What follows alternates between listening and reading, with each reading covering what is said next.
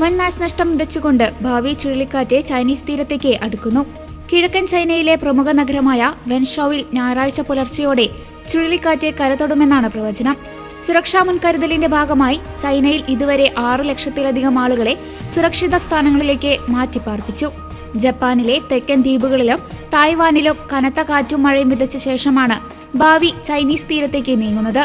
തീരത്തോട് അടുക്കുംതോറും ചുഴലിക്കാറ്റിന്റെ വേഗത കുറയുന്നുണ്ടെങ്കിലും അതിലടങ്ങിയിരിക്കുന്ന വൻ മേഘക്കൂട്ടങ്ങളും ഈർപ്പവും വലിയ തോതിൽ മഴ പെയ്യാൻ കാരണമാകുമെന്നതിനാൽ വലിയ ജാഗ്രതാ നിർദ്ദേശമാണ് പുറപ്പെടുവിച്ചിട്ടുള്ളത്. ഫ്രാൻസ് രാജ്യത്തിന്റെ അത്രയും വലുപ്പത്തിലാണ് ഈ ചുഴലിക്കാറ്റിന്റെ വ്യാപ്തിയെന്ന് കാലാവസ്ഥാ നിരീക്ഷകർ വ്യക്തമാക്കുന്നു. ചുഴലിക്കാറ്റ് ആദ്യം ആഞ്ഞടിക്കാൻ സാധ്യതയുള്ള ഷെജിയാങ് പ്രവിശ്യയിൽ നിന്ന് 5 ലക്ഷത്തിലധികം ആളുകളെയും അയൽ പ്രവിശ്യയായ ഫുജിയാനിൽ നിന്ന് 1 ലക്ഷത്തിലധികം ആളുകളെയുമാണ് മാറ്റിപ്പാർപ്പിച്ചത്. ഏകദേശം 1 കോടിയോളം ജനസംഖ്യയുള്ള നഗരമാണ് വെൻഷൌ. മുൻ വർഷങ്ങളിലെ അനുഭവ സമ്പത്തുള്ളതിനാൽ ജനങ്ങൾ പരിഭ്രാന്തരാകാതെ ആവശ്യത്തിന് ഭക്ഷണവും വെള്ളവും സംഭരിച്ച് വീടുകളിൽ തന്നെ കഴിയുകയാണ്.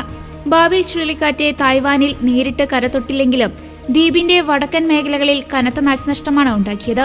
പർവ്വത മേഖലകളിൽ നിന്ന് 14,000-ലധികം ആളുകളെ മാറ്റിപ്പാർപ്പിച്ചു.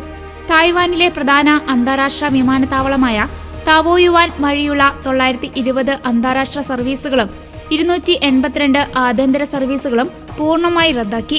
രാജ്യത്തെ ഭൂരിഭാഗം നഗരങ്ങളിലും ശനിയാഴ്ച ഔദ്യോഗിക ടൈഫൂൺ ഹോളിഡേ പ്രഖ്യാപിക്കുകയും സ്കൂളുകൾക്കും ഓഫീസുകൾക്കും അവധി നൽകുകയും ചെയ്തു. കനത്ത കാറ്റിൽ മരങ്ങൾ കടപുഴകി വീണും മറ്റും തായ്വാനിൽ 87 പേർക്ക് പരിക്കേറ്റിട്ടുണ്ട്. പലയിടങ്ങളിലും നദികൾ കരകവിഞ്ഞൊഴുകുകയാണ്.